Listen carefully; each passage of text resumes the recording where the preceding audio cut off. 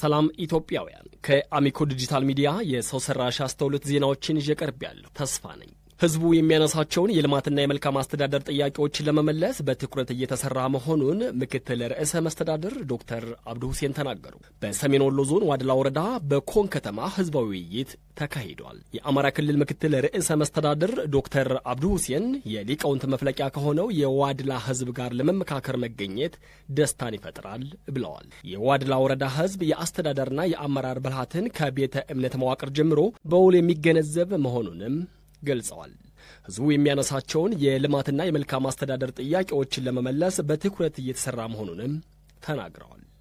የተጀመሩ ልማቶች በፍጥነት እንዲጠናቀቁ፣ ያልተጀመሩ ምክንያታቸውን በማጣራት በፍጥነት ወደ ስራ እንዲገቡ ይደረጋል ነው ያሉት። ይህን ለማድረግ ግን ሰላም ያስፈልጋልና ህብረተሰቡ በአንድ እጁ ሰላም በሌላኛው ልማትን በመያዝ ለቀጣይ የማህበረሰብ እድገት እንዲተጋም አደራ ብለዋል።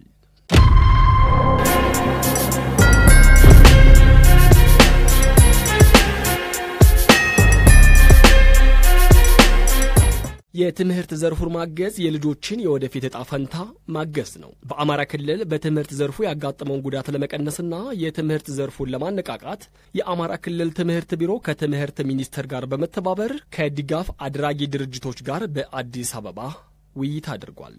በውይይቱ የተገኙት በምክትል ርዕሰ መስተዳደር ማዕረግ የማህበራዊ ክላስተር አስተባባሪና የትምህርት ቢሮ ኃላፊ ዶክተር ሙሉነሽ ደሴ በክልሉ ያለውን የትምህርት ዘርፍ ለማነቃቃት ድጋፍ አድራጊዎች እገዛ እንዲያደርጉ ጠይቀዋል።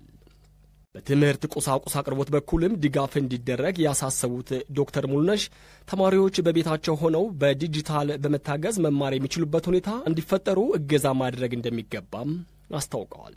የትምህርት ዘርፉን ማገዝ የልጆችን የወደፊት ዕጣ ፈንታ ማገዝ በመሆኑ የተማሪዎች የትምህርት ጊዜ እንዳይባክን ሁሉም ትብብር ማድረግ ይገባዋል ነው ያሉት።